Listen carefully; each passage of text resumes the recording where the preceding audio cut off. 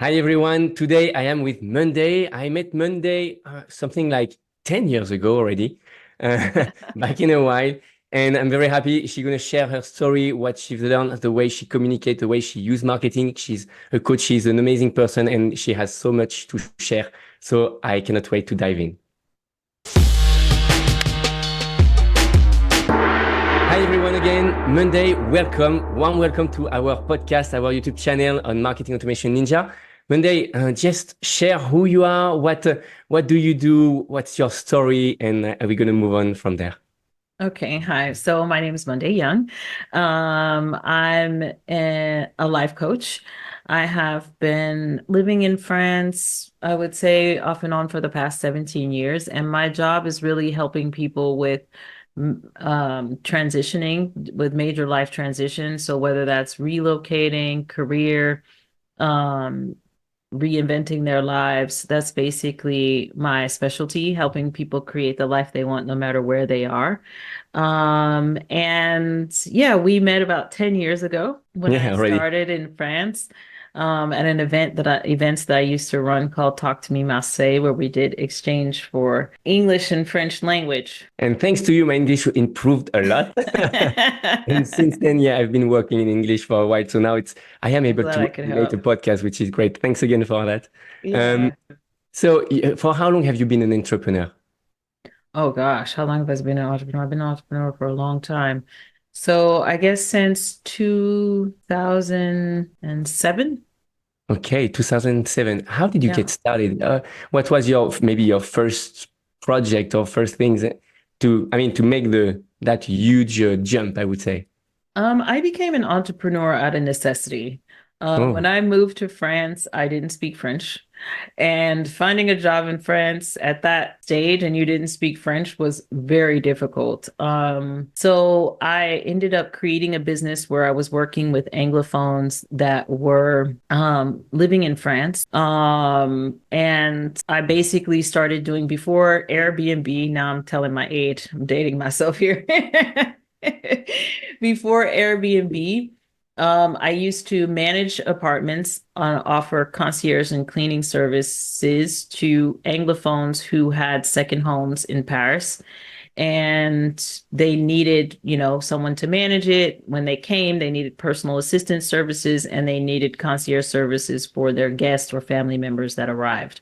So I ended up starting that business with all of the girlfriends that I had in language school with me who were also looking for work. mm, And in the end, it turned into a real business where I had, 7 employees and I was managing over 50 apartments all over Paris. So that's where my first entrepreneurial journey began. excellent, excellent. And from you, what makes a business successful from I'm going to be direct from a communication standpoint, from Mhm. how do you organize, how do you scale? Because like finding a couple of clients just for you is one thing, but having like 7 employees is another thing. So how do you scale? How did you move forward on that particular project, for instance? Well, at that time, social media wasn't as big as a factor as it is now. So word to mouth was how I launched my business. It was literally my clients because every time I showed up, I gave the best service physically, mentally, and emotionally possible.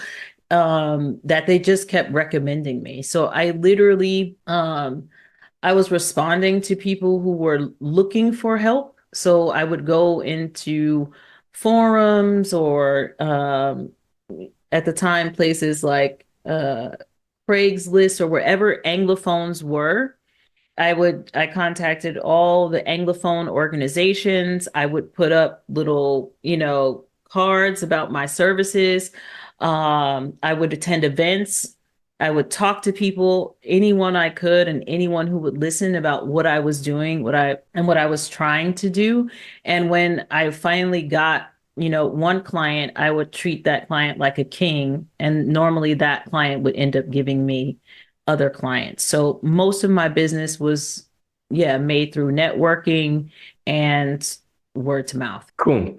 And what changed from nowadays? Because like we are like 15, almost 20, not 20 years later, but Yeah, I'm not going yeah. to ask you your age. You Yeah. you look And I'm not very going to young. tell you, so that's fine. No, So but what what's changed changed today? is the Yes. internet changed, social media changed, the way people communicate changed. And after I sold that apartment management business and I decided to become a coach, that's what changed. The internet changed. The way people were finding services and learning about services completely pivoted. And I needed to pivot with that change. And although word to mouth still worked very well, it's not as scalable. So, and it's unpredictable. And when it comes from a marketing standpoint, you can use social media to leverage and for marketing so that you have a more steady flow of leads, and more predictable sort of revenue coming into your business. Yeah, definitely. And on the social media aspect, I mean, you dived into this personal branding, right? A couple of Sure. years ago when you established yourself At as the a time, coach. I didn't know that that's what I was doing, right? Yeah. At the time, I did not know I was personally branding. That's what they call it now. But at the time, I just wanted to reach people. I was just, I knew what I wanted to do. And I think that's the first part of what they call personal branding. You have to know who you are, what you're doing, and who you want to serve. As soon as you know that, then you're already a brand. You don't have to search around to brand yourself. You just have to get clear about how you want to show up, who you want to serve, and how you're going to serve them. Okay. And yeah. Starting from this short advice that are usual and that are so mandatory, what would be the process? Knowing that our audience, most of them have a podcast or are thinking of launching a podcast or a YouTube channel, maybe social media, maybe some personal brand. So let's say that we have that person that is hesitating, that is a new entrepreneur that needs to communicate, needs to do it effectively. Mhm. What's the process that you would recommend? What would be your tips and yeah, that we would like to share? The process for starting a podcast. Not only the podcast, starting as a business owner, establishing Okay. our own business and being sure that to get clients, because nowadays people, as soon as I would almost say, now websites, I'm not even sure if a website is really useful. People check directly on social media. They check your profile, what you Yeah. post, how you interact, and they I, get to know you through that more than websites, I would say. yeah, I mean, I would say a website is sometimes people use it as a validation of your professionalism. That I don't necessarily trust people without a website. I'm like, but I guess it depends. That's also generational. Also, Yeah, this generation, the and it also depends. So that's a multi-layered question. So I'm gonna just answer it by stages. The first yeah, thing is what I said. You need to be very clear about who you are, what you're doing, and how you're doing it. And then that's where all your communications are going to come from. Where you're going to start off by figuring out how you're going to introduce yourself to the world. So that can either be on your social media channels, it could be on YouTube, it could be through a podcast.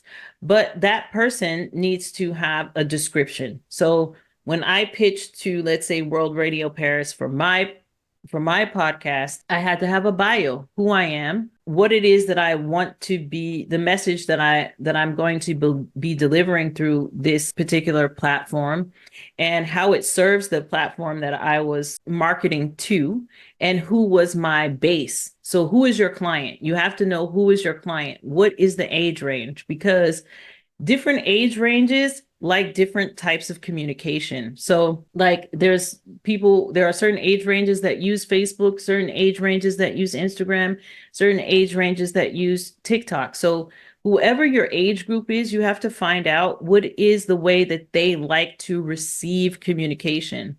And that's where you want to target people, is on the platforms that they're using the most. Now everybody's using YouTube. So everyone's going there for information. It's the second largest search engine. And podcasts are people who maybe don't have the time to look at videos and they want to listen to something while they're doing things or in their car or they're on the go, and audio is the way they like to consume. So research is necessary. You need to know who is your ideal client, the age range of that ideal client, and how they like to be communicated to. And then that's where you should invest your communications. Yeah, that's cool. And so technically speaking, I did not say that a website is useless. I said that I think, from my point of view, a website is not sufficient anymore. Uh, No, no, it's not and enough. No, and yeah, it's just like having a shop that it's a people. place card. Yeah, exactly. Yeah, exactly. That's the thing. Okay, cool. Um, Tell us a bit more about you. How do you communicate? What do you do? Do you have a podcast? I think yeah, tell us at I what do a bit stage. of everything. That's also one advice I was get. Don't worry about getting it right. Just get started. Do not get in your head about making it perfect. The best podcasters, YouTubers, social media person, they failed forward. The thing that keeps even me, starting what keeps you from actually reaching the people you want is perfectionism, trying to make sure everything is perfect before you get started, needing to have the right microphone, the headsets, the this, the that. You don't need all of that. You just start wherever you are, even if it's in your car. People are concerned about content. They want whatever it is you're trying to give them. If the content is good, they could care less where you're giving it to them. So it is to make sure the content is good and not the look. Because I can't tell you how many people I have listened to things giving me content from their car or from their kitchen or from wherever, and I did not care. I just needed the information. They had the information that I needed. So I would say I started by failing forward. I started first. I think the first place I started was with a podcast, and that was on World Radio Paris, which was a broadcast that was repurposed into a podcast. Mhm. And I pitched myself as a coach living in France, helping expatriates, and that I wanted to do a podcast highlighting the issues that the clients I was serving were having, and using that for topics to talk about once a month. So that's where I started. So it helped me to reach my niche, and it helped me to niche down even more for myself. So I started there. And then from there, that went into a YouTube channel. That's cool. I do agree. We don't need fancy things. Like I know some people who just do podcasts with their smartphones in the car, as you said. And you know what? Cars have a pretty good acoustic, to be honest. Sounds, yes. Yeah, because Yeah. like It's there like is a no sound echo. studio. Yeah. It's a free sound studio. So yeah, if you are hesitating, just get in your car in a place that it's not too noisy.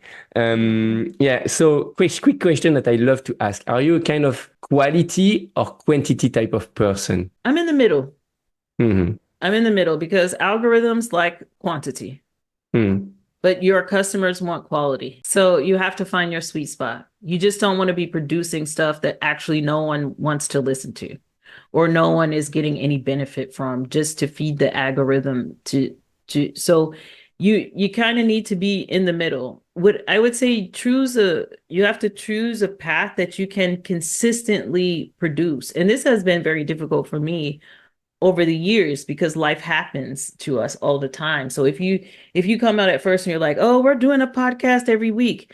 You need to really understand what that takes to produce something every week, finding guests every week, editing every week, doing thumbnails and posts and writing about it and then promoting it. That's a lot of work. That's a full-time job to do that once a week. So is to really understand how much time you have to focus on your communications, and to produce quality, and the time it takes to produce that quality, and where you have the time to produce that quality consistently.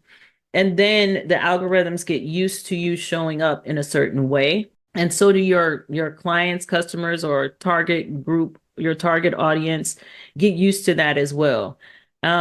And consistency is the hardest thing. And trust me, even myself, I struggle with that all the time, also being a wife and a mother and having, my own personal passions. So time management when it comes to these type of things is extremely important. Yeah, it is hard. And you know, even ourselves with the best software to like just drag and drop a recording. Sometimes we miss some deadlines and episode. And I mean, I think it's fine. I think as an Yeah. entrepreneur, we just life happened to You us have a and job to do also. Your job is yeah. not the communicate. It'll feel like Yeah. it, but you still actually have your job to do Yeah. as well, you know? Yeah. Yeah, yeah, absolutely. That's cool. Okay, so when it comes of the communication, how do you find your topics? How do you, let's say, like, what is your usual week? Yeah, maybe we can give some advice to people who get started and who want to publish and do things on a regular basis. What is your usual week? How do you find topics? How do you record? When do you record? Do you have specific time? Give us some backstage tips from your practical My content entrepreneurs. arrives very organically because I'm working with clients. So it comes from the issues of my clients and issues in my own life as well, right? So I'm a life coach. So this is about life. This is how we managing our lives. And so I either share the things that I'm struggling with and how I found the solution to that particular struggle, or the things that my clients are struggling with, and I share the solutions that I found by working with them. Or it can just be conversations with people, for me, because like I said, life coach is about life. So I could be having a discussion with someone and I said, you know what, that's a very interesting topic. I never thought about speaking about something like that before. And because it piqued my interest, I'll do research on it and then I'll maybe produce something from it. So, what I would say is if you're doing your job and you're doing it well, the content will produce itself, that you will see where the needs are that you're satisfying, like, especially if you're a service based sort of business, you'll see where the needs are. And that's what you need to communicate because people are looking for solutions. That's what people are looking for. If they're listening to, it's either entertainment or solutions or a mix of the both. And if you're doing your job well, you're seeing what your clients need or what your audiences need and are interested in, and that's what you should be producing. It's what they want to consume. It's the either the solution they're looking for or the type of entertainment that they're looking for. Yeah, cool. Cool. So once you have your topic, what's the process? You shoot directly the content, you prepare it, you brainstorm it, you write It it word by depends word. on Yeah. it depends on the level of like sometimes I'll just be, like the other day I just, film something quickly because if sometimes I have a thought and I need to do it right then or else it goes away. Mm. And that's good for shorts. Like that's good for short reels or for just a short blurb that you want to say and mine I think it was all about when you have that when you say I don't feel like it, right? So and it came from me because every time when I say something in my mind, I don't feel like, washing the dishes. I'll wash the dishes directly because I don't feel like it is a procrastination tool. And so I was like, I should talk about that because we all say, I don't feel like it, Mm. right? And the more you say I don't feel like it, the more you don't do, the more stuff you're going to have to do because it just piles up, right? So it's like the moment you don't feel like it is actually the moment you should. So I think sometimes it's just epiphanies that pop up, and I think when they do and you feel it and it's raw and it's real, those are great things for social media because that's actually just real, raw, authentic material. Yeah. Love it. Now, if you're doing a podcast, you need to have one who you're maybe interviewing someone or you're communicating for at least 30 minutes. So you need to have proper material. You need to have one, know who you're interviewing, knowing about them. You're going to need to market it. So you're going to need a bio. You're going to need a background. You need a description of questions that you're going to take them through. Even if you don't follow it, there's still a framework that's going to get you through that half an hour so it'll be smooth and seamless. So you're not thinking about what are we going to talk about or, that and the person is prepared as well so that when you get into that interview or that podcast, you're not thinking about the material. You've done the research, you've structured it, you've given yourself a framework so that when you enter into it, you can just enjoy what you're doing and hopefully generate some information that is entertaining and useful for the people listening to it. YouTube takes a little bit more research because, like I said, it's the second largest search engine. So you need to optimize SEO and tags, and there's things where you want to be thinking about the algorithm. There's over 1 million videos uploaded every day. So for yours to get seen, you Mm. kind of have to really understand how that machine works. Any platform that you're using, you need to know how it works. And it's difficult to know how they all work. So I don't recommend doing them all. I say choose a sweet spot and find out as much about that one platform as possible. And now, since everything is changing all the time, that takes a lot of keeping up with. And just make sure that you're doing the best that you can to get recognized by that platform in the best way. Yes, this is definitely different type of support, and yeah, podcasts. The main aspect that I think changed everything is the fact that podcast people, like, they are jogging, they are driving, they are doing something else, so they are not going to flip through, skip, or watching other things in the same time. They do only one thing. They can listen to you while they are doing their other stuff. While on YouTube, like, you always compete. If you maybe slow down for a couple of seconds or a couple of just seconds, they can just, like, okay, I'm done. I'm switching to something else. Maybe I can find something else, because we have the list on the right that can that someone incitates. else. Yeah. Your So video's 10 minutes, they only got 3 minutes. So you need to be very concise, straight to the point, always attract. It's totally different story, and and that's cool, because that's not also the same audience. People who I heard that from, I think, Russell Brunson or something. He said people who listen podcasts, and people who watch YouTube. So that means that if they are on YouTube, it's useless to invite them to go vice versa, because sometimes they just prefer one format for another. So you can do the same content on both, just adapt a little bit. And for podcasts, because we publish podcasts on YouTube, what is very important is the time code, because people might not see the entire thing, but on the conversation, if they found the conversation interesting, they can say, okay, maybe that point is important to me. I'm going to just skip to the right moment that is working. Another question that pops up in my mind when you are talking about, I don't feel like doing this, or I don't feel like doing that. I feel like if you don't do what you have to, things happen in your life, and you will go through huge challenges no matter what. So that's why when you have difficulties that arise, getting upfront and through them directly will usually save you. So on that point, I have a question from entrepreneur to entrepreneur. Okay. What is your biggest challenge that you had to go through, and how did you walk around that, and not walk around? I'm still going through it, and that's keeping up with how fast social media and marketing and communication is changing, right? AI has just entered the game. So, like, just when you think you're getting a hold on something, out comes some new something. Now you can make videos with AI and all of this stuff. And so now I'm learning about artificial intelligence and how I can use that as an entrepreneur to compete.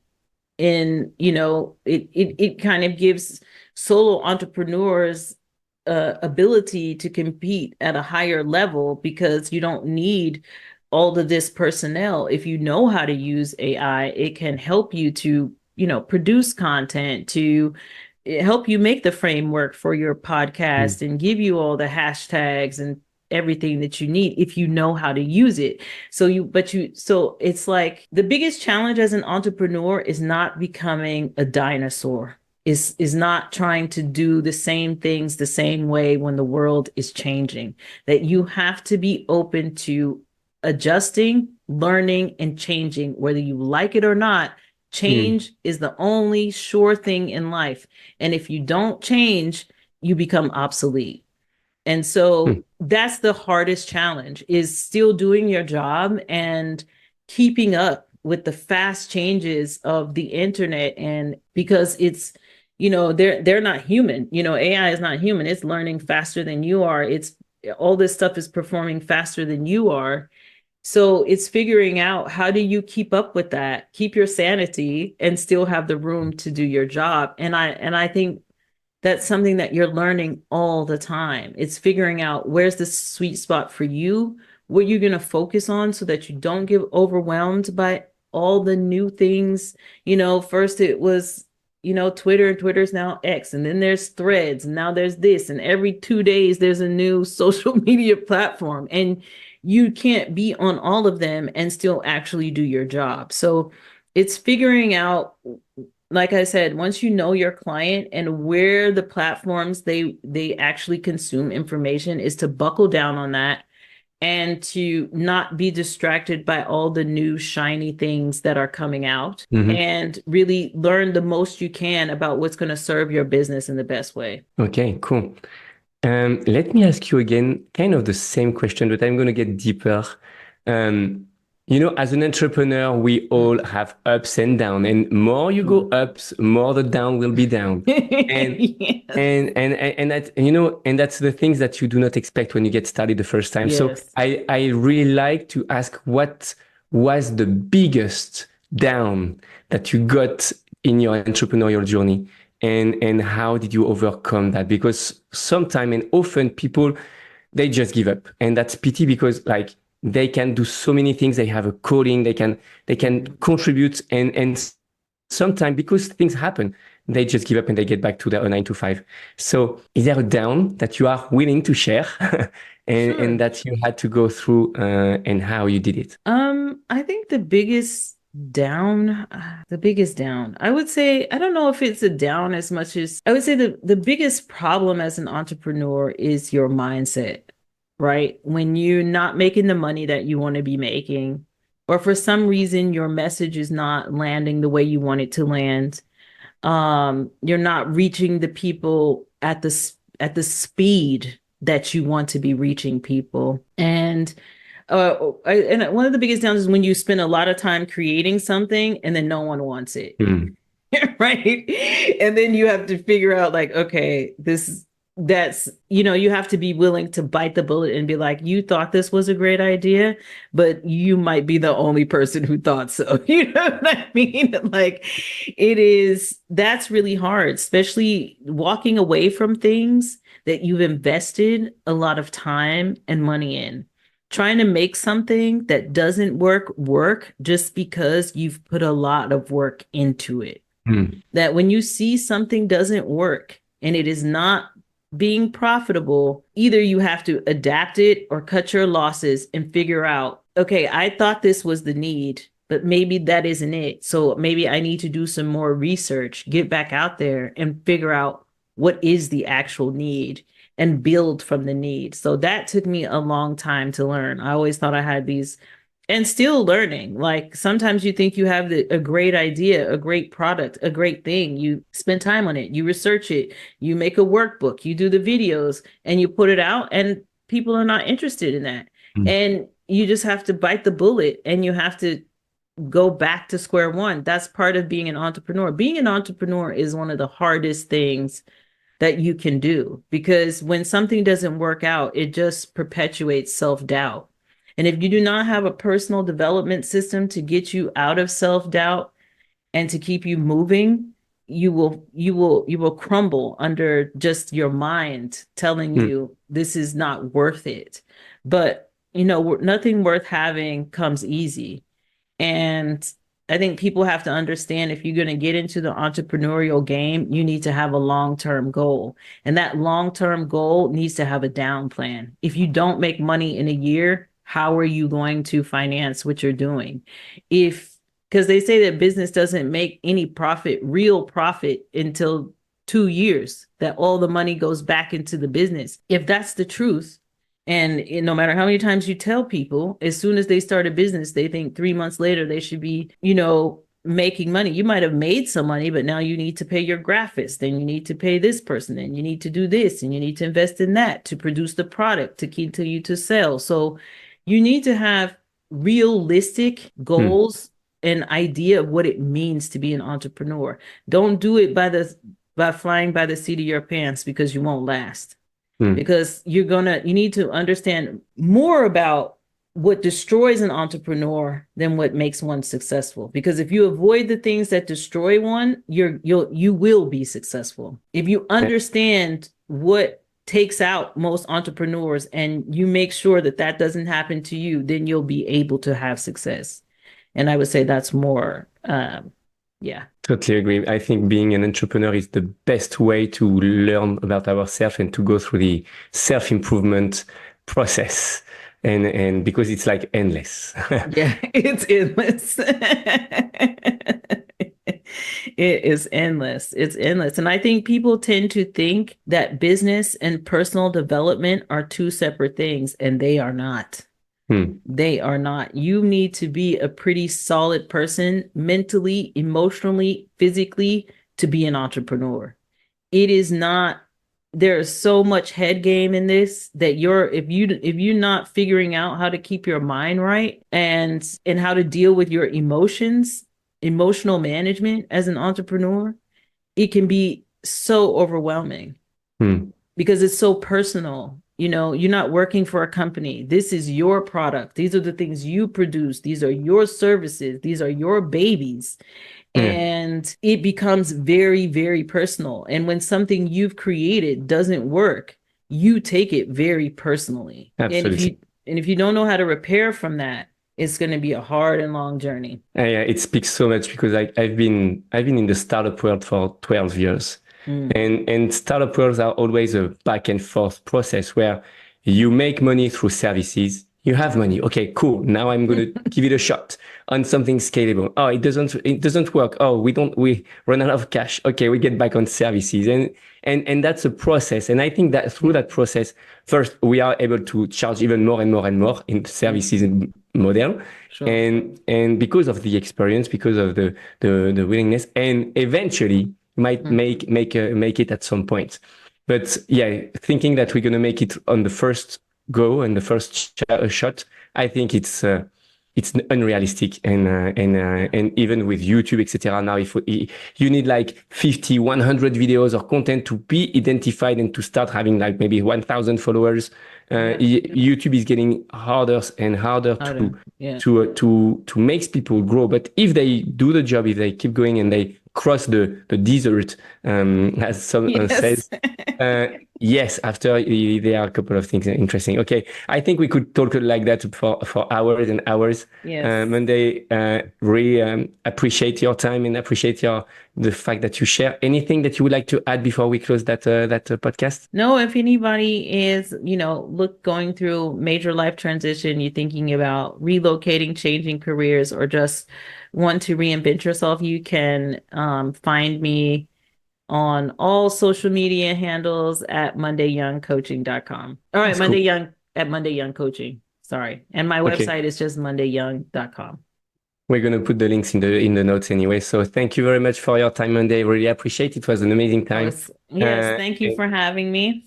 Yeah, and let's catch up soon, and we're going to see each other anyway, not each other. We're going to be again together for another podcast again soon. So thanks. Have a good day, everyone. And thanks again, Mundey. Bye.